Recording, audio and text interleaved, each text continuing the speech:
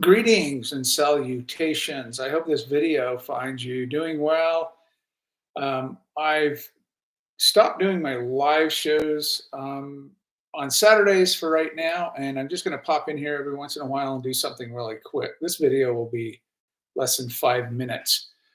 I wanted to read something to you after I've been thinking about a lot of these questions and concerns around communicating in art, trying to uh, trying to have some kind of conversation about real conversation about community and constructive criticism and ideas concerning what it means to create art and having some kind of authentic feedback and interaction. And I wrote this paper called "Are We Equipped to Have This Conversation?" And I'd like to read that to you just here, just quickly. Like I said, it's, what is it, 700 words or so, so it's not going to take very long. So, are we equipped for this conversation? Art is never made in a vacuum. Every artist, whether they realize it or not, is part of a larger conversation that's been going on for centuries. That conversation is art history, a rich, complex dialogue about ideas, techniques, and expression. It would be like stepping into a room where everyone has been talking for hours and not listening to the conversation before adding your voice to it. You might say something interesting or valuable, but you're more likely to repeat what's already been said, or you might say something completely off point that can be embarrassing. Understanding art history allows you to place your own work within that ongoing dialogue. It gives you the tools to draw from the ideas, techniques, and themes that came before, but also to push those ideas forward, challenge them, or even consciously reject them. And when I say push them forward, it's about the conceptual as much or more so than the technical. By learning about past movements, individual artists, and historical contexts, you start you start to see the threads that connect your work to something larger than yourself. Reading philosophy, anthropology, science, psychology, fiction, nonfiction, and studying painting, sculptures, music, etc., brings you into dialogue with the bigger picture. If you do that, you'll be contributing to the historical conversation. For example, if you're a painter creating abstract works, knowing the evolution of abstract art, from Kandinsky's spiritual exploration to Rothko's emotional landscapes, helps you understand where your work fits in. You might realize your works draw from those same ideas, or it might take them in a completely different direction.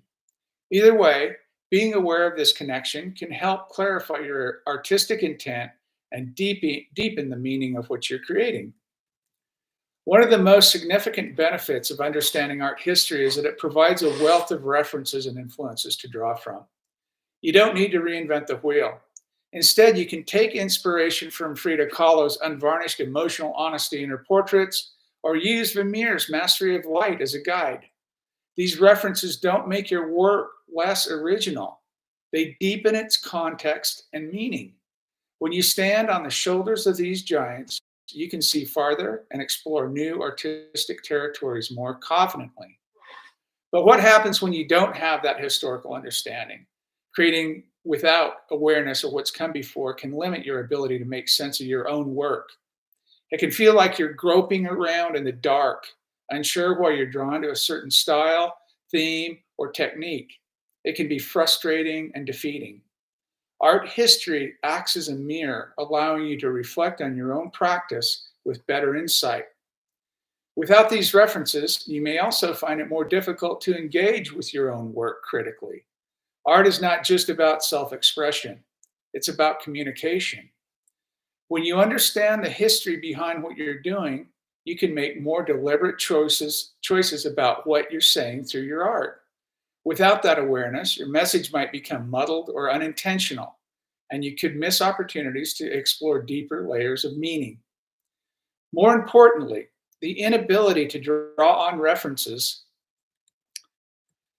can isolate you from the artistic community, both past and present. Art history connects you to a lineage of creators who have grappled with similar questions, challenges, and ideas. Engaging with that lineage gives you a sense of belonging, which can be especially valuable in moments of creative doubt or uncertainty. It reminds you that you are a part of something much larger than yourself, a continuation of a tradition of human expression and exploration. Understanding art history is crucial to a creative practice because it gives your work depth, context, and intentionality. Without that understanding, you risk becoming disconnected from the broader conversation about art. This makes it more difficult to communicate meaningfully with your audience or even with yourself.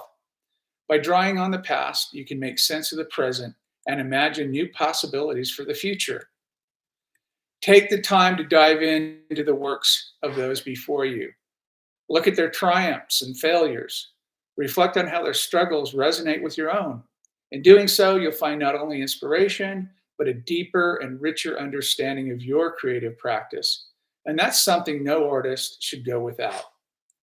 Thanks for listening.